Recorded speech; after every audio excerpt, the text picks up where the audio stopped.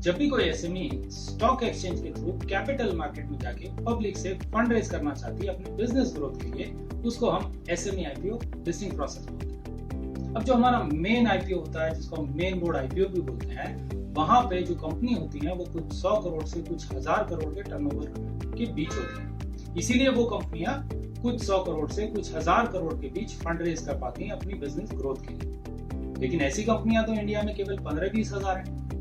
But आपको पता है कि इंडिया में 3 लाख के आसपास एसएमई है, जिनका टर्नओवर 2.5-3 करोड़ से लेके 250-300 करोड़ के बीच है। अब जब ऐसी कंपनी फंड रेज करना चाहती है तो उनके लिए खास प्लेटफॉर्म है जिसको हम एसएमई आईपीओ प्लेटफॉर्म बोलते हैं, जहां पे ये कंपनियां 2.5-3 करोड़ से लेके 100 करोड़ के बीच फंड रेज कर पाती हैं। अब आप सोचेंगे कि क्या आप इसके लिए एलिजिबल हैं? अगर आप एक एसएमई हैं जो इंडिया में ऑपरेट कर रहे हैं, तो आपके लिए बहुत ही साधारण सी 3 कंडीशन है प्राइमरी तौर पे, जो अगर आप मीट करेंगे तो आपका चांस है कि आप एसएमई आईपीओ में लिस्टिंग कर सकते हैं। क्या कहेंगे? पहली है कि आपका बिजनेस कम से कम 3 साल ऑपरेशन में होना चाहिए। अगर वो 5 साल, 10 साल, 20 साल, 40 साल पुराना है तो बहुत अच्छी बात है, लेकिन कम से कम 3 साल का बिजनेस ऑपरेशन होना ही चाहिए। इन 3 सालों में कम से कम किसी एक साल में आपकी कंपनी ने प्रॉफिट बनाया है, ये दूसरी कंडीशन है। और तीसरी कंडीशन है एलिजिबिलिटी के लिए कि आपका जो नेट टेंजिबल एसेट है वो आपकी कंपनी में 1.5 करोड़ कम से कम होने चाहिए। अब ये नेट टेंजिबल एसेट क्या होते हैं? जो आपके लैंड है, ऑफिस है, गाड़ियां हैं, असेट्स हैं, मशीनरी है, प्लांट है या कैश है बैंक में, ये और आपकी जो लायबिलिटीज हैं उनका जो डिफरेंस है वो नेट टेंजिबल एसेट है। तो अगर ये 3 कंडीशन आप पूरी करते हैं, 3 साल का ऑपरेशन, किसी एक साल में प्रॉफिट और 1.5 करोड़ का नेट टेंजिबल एसेट, तो आप एसएमई आईपीओ लिस्टिंग के लिए तैयार हैं। लेकिन यहाँ पे आपको हो सकता है आपके दिमाग में कुछ और डाउट्स भी हो। अगर वो आपको जानने हैं तो फटाफट एमएसएमई एक्सपर्ट से संपर्क करें और हम आपकी दुविधा जरूर सॉल्व करेंगे। एसएमई आईपीओ और मेन बोर्ड आईपीओ में बहुत सारे डिफरेंस हैं। अब जो मेन बोर्ड आईपीओ होता है ना, वो थोड़ा कॉम्प्लेक्स होता है, उसमें डिटेल बहुत सारी है। अब मैं अगर सारे डिफरेंस आपको समझाऊंगा तो आप कंफ्यूज हो जाएंगे। तो एक काम करते हैं, इसको आसान तरीके से कुछ डिफरेंसेस के साथ समझते हैं जो बहुत इंपॉर्टेंट है। अगर आप मेन बोर्ड आईपीओ करना चाहते हैं तो आपको कम से कम लगातार 3 साल तक प्रॉफिट बनाना पड़ेगा। एसएमई आईपीओ में आप 3 साल में से किसी एक साल में प्रॉफिट बनाएंगे तो भी आप एलिजिबल हो जाएंगे।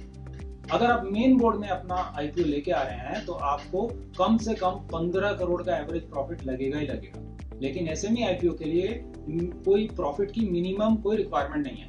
लेकिन हाँ, अगर 50 लाख के आसपास आपका प्रॉफिट है एनुअली, तो ये मानते हैं कि आप अच्छा इशू ला सकते हैं। और तीसरा क्राइटेरिया हमारा है कि आपका जो मेन बोर्ड है वहां पे आपका मिनिमम 10 करोड़ का पेड अप कैपिटल होना चाहिए। जबकि एसएमई आईपीओ के लिए आपका कोई मिनिमम पेड अप कैपिटल ऐसे रिक्वायरमेंट नहीं है। 1-2 करोड़ के ऊपर पेड अप कैपिटल चलेगा, लेकिन 25 करोड़ से कम होना ही चाहिए, नहीं तो आप एसएमई आईपीओ के लिए बड़ी कंपनी माने जाएंगे। और चौथा क्राइटेरिया अगर मैं बोलूं तो वह है नेट टेंजिबल एसेट का। मेन बोर्ड आईपीओ में आपको 3 करोड़ का नेट टेंजिबल एसेट होना ही चाहिए, जबकि एसएमई आईपीओ के लिए केवल 1.5 करोड़ के नेट टेंजिबल एसेट से भी आप एलिजिबल हो जाते हैं। अब इसके अलावा बहुत सारे और फाइन डिफरेंसेस भी हैं। अगर आप उनके बारे में जानना चाहते हैं तो एमएसएमई एक्स के आईपीओ सेशन को जरूर अटेंड करें और हम आपके सारे डाउट्स रिजॉल्व करेंगे।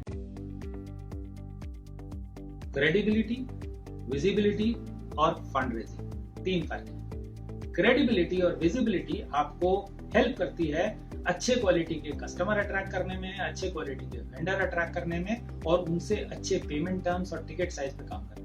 कई बार आपको अपने से बहुत ज्यादा बड़े वेंडर से डील करना पड़ता है जहां आपको अटेंशन नहीं मिलती है, तो इस केस में आपको वो मिलती है क्योंकि आप अब लिस्टेड कंपनी है। इसी तरह आप बहुत बड़े साइज के कस्टमर्स को अट्रैक्ट करना चाहते हैं, वो भी आपको हेल्प मिलती है क्योंकि अब आप एक लिस्टेड कंपनी हो जाएंगे।